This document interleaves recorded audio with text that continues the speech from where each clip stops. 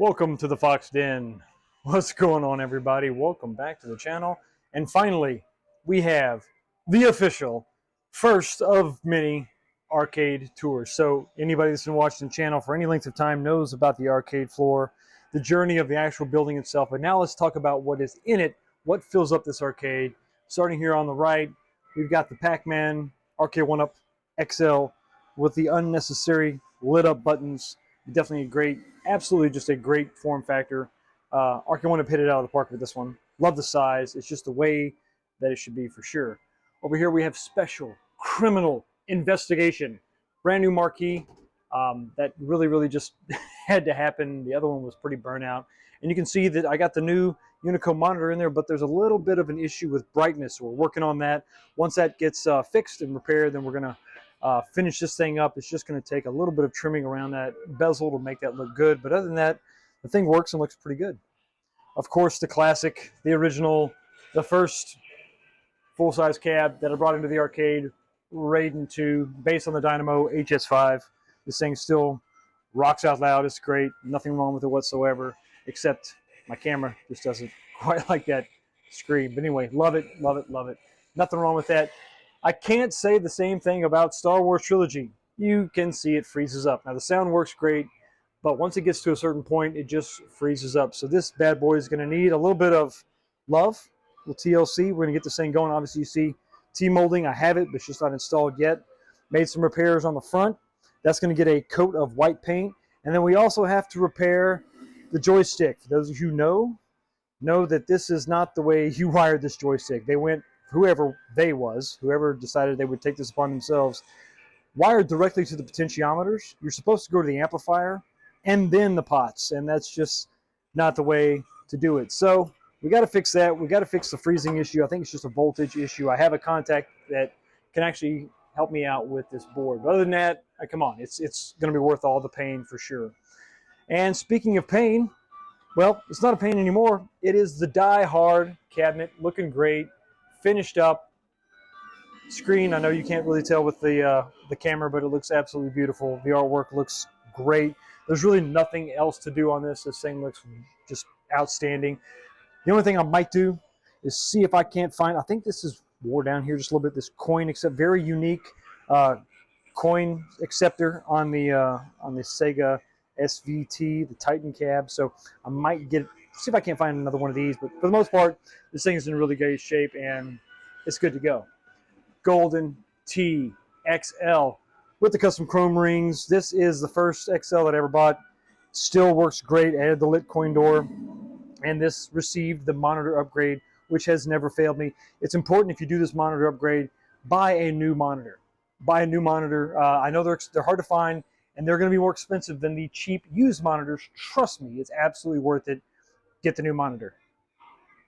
TMNT, not TMNT, not to, that's over there. No, T2 in all of its glory. Many mods, many modifications. Who remembers the toothpick trick?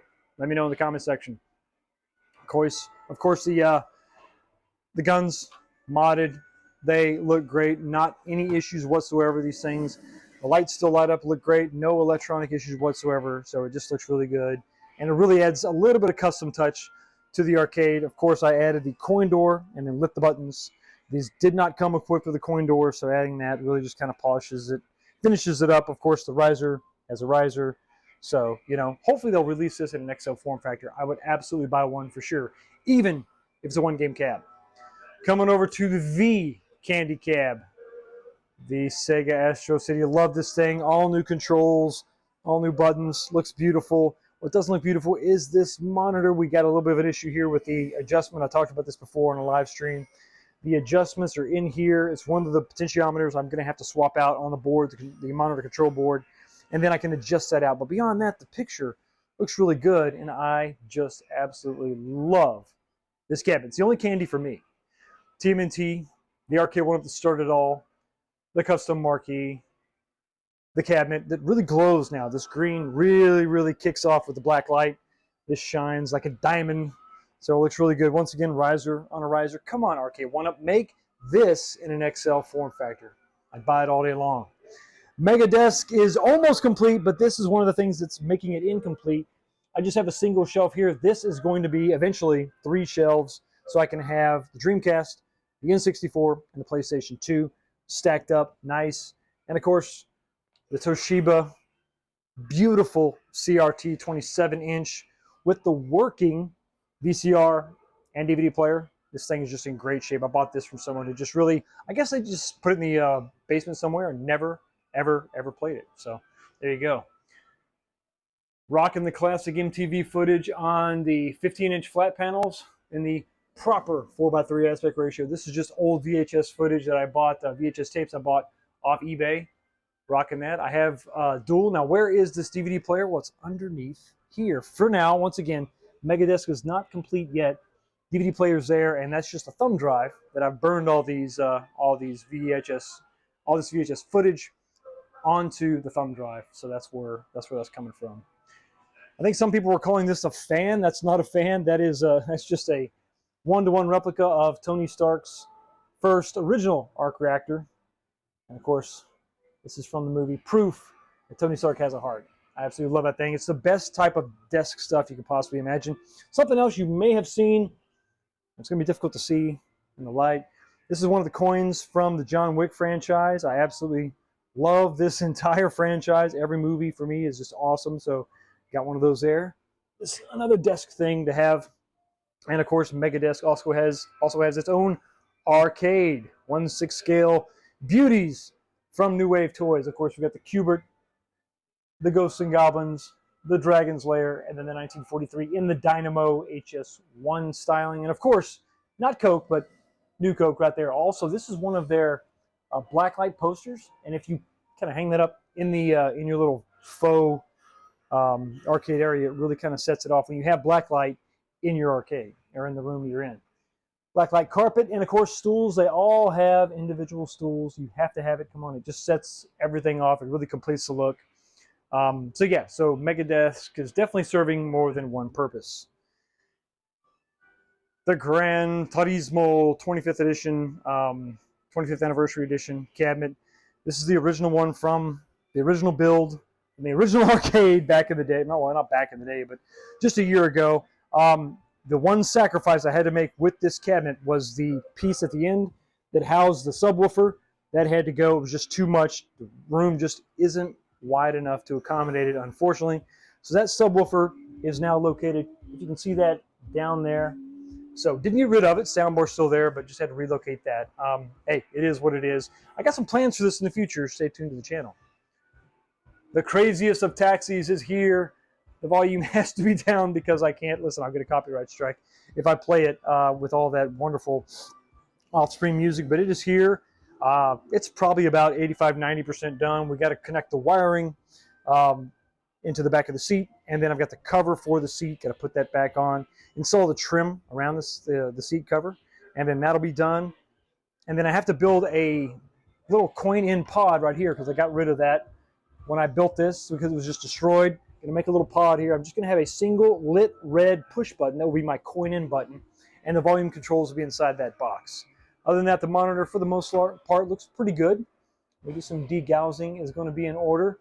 And this thing, like I said, is looking really good. The side panels are on. Need to try to see what I can do about this artwork because it needs new artwork desperately. And I've got a fix for this. The grid that goes over these lights didn't come with this cabinet, but I've got a fix for that.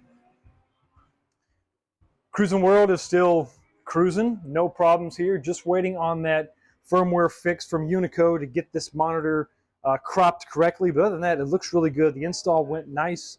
And this thing still just looks great. First arcade to make it, or first machine to come into the arcade. So it's got a special place in my heart. Absolutely love it. Speaking of special places in my heart, special builds, the 6-player XMen in all of its glory is still here, still rocking. Kind of doesn't fit the arcade though, because now I've moved away.